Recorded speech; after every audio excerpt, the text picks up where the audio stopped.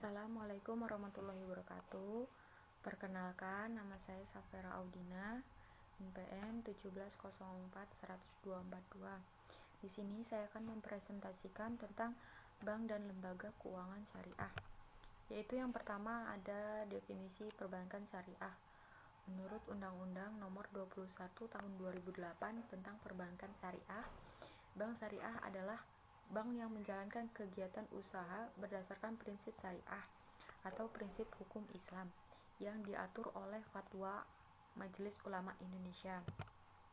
Dengan kata lain, bank syariah yaitu bank yang menjalankan kegiatan usaha berdasarkan prinsip syariah, yaitu peraturan perjanjian berdasarkan hukum Islam antara bank dan pihak lain untuk menyimpan dan menyalurkan dana ataupun kegiatan usaha bank lainnya yang dinyatakan sesuai dengan syariah.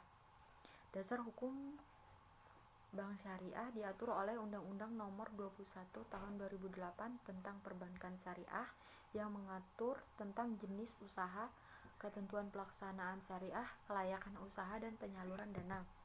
Selain undang-undang, bank syariah juga diatur oleh Fatwa Dewan Syariah Nasional Majelis Ulama Indonesia atau biasa disebut dengan DSN MUI. Produk perbankan syariah terdiri dari 3 produk. Yang pertama menghimpun dana, kedua menyalurkan dana, yang ketiga jasa bank lainnya.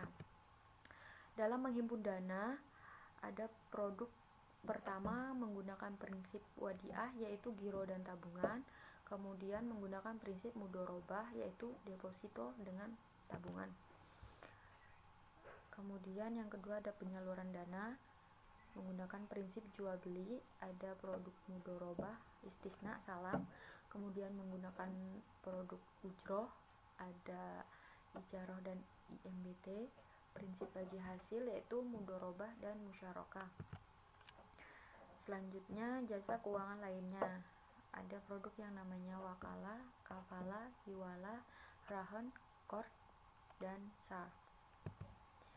Perbedaan dari bank konvensional dengan bank syariah itu sendiri, yang pertama pada bank konvensional bebas nilai, sistem bunga, besaran bunga tetap, kebahagiaan untuk dunia, hubungan debitur dengan debitur, dan tidak ada lembaga sejenisnya yang mengatur mengenai selain undang-undang. Kemudian bank syariah yaitu berinvestasi pada usaha yang halal atas dasar bagi hasil, margin, dan fee. Besaran bagi hasil berubah-ubah sesuai dengan kinerja perusahaan. Kemudian profit dan kesenangan dunia akhirat, kemitraan, jual beli, sewa, debitur dengan debitur, kemudian diawasi juga dengan DPS atau Dewan Pengawas Syariah. Lembaga keuangan syariah non bank, yaitu lembaga keuangan non bank merupakan salah satu jenis perusahaan keuangan yang berfungsi hampir sama dengan perbankan, yaitu dalam menghimpun dan menyalurkan dananya. Tetapi jika lembaga keuangan syariah non-bank itu menghimpun dan menyalurkan dananya kepada anggotanya sesuai ketentuan syariahnya saja.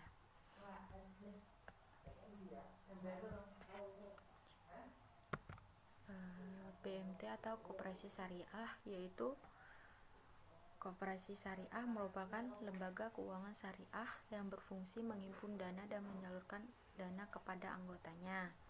Kemudian juga ada lembaga syariah non-bank, reksadana syariah, yaitu wadah untuk menghimpun dana masyarakat yang dikelola oleh badan hukum yang bernama manajer investor untuk kemudian diinvestasikan ke dalam surat berharga seperti suku, obligasi negara, dan sebagainya. Kemudian ada asuransi syariah, yaitu sistem yang dimana para pesertanya saling menanggung risiko dengan mengibahkan sebagian atau seluruh kontribusi melalui dana tabaruk yang akan digunakan untuk membayar klaim yang terjadi pada para anggotanya. Semisal salah satu anggota terjadi kerugian yang perlu diklaim oleh perusahaan, maka uang yang untuk mengklaim dari kerugian tersebut yaitu uang dari iuran dari anggota-anggota yang ada. Kemudian ada penggadaian syariah, yaitu akad atau perjanjian utang piutang dengan menjadikan harta sebagai kepercayaan atau pegang utang, dan yang memberi pinjaman berhak menjual barang yang digadaikan itu pada saat ia menuntut haknya.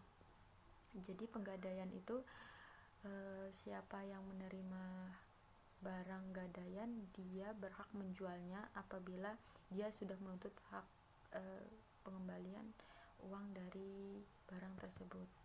Pasar modal syariah yaitu kegiatan yang bersangkutan dengan penawaran umum dan perdagangan efek perusahaan publik yang berkaitan dengan efek yang diterbitkannya, serta lembaga profesi yang berkaitan dengan efek.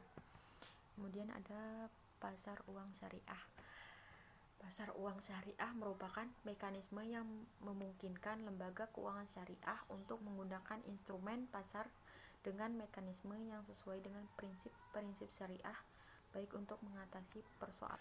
Kemudian ada dana pensiun syariah, yaitu dana pensiun yang dikelola dan dijalankan berdasarkan pada prinsip syariah dengan tujuan untuk memelihara kesinambungan penghasilan pada waktu hari tua nanti. Pada Fatwa Dewan Syariah Nasional Majelis Ulama Indonesia nomor 88/DSN-MUI/11/2013 tentang pedoman umum penyelenggaraan program pensiun berdasarkan prinsip syariah. Sekian presentasi yang saya sampaikan, kurang lebihnya saya mohon maaf. Wassalamualaikum warahmatullahi wabarakatuh.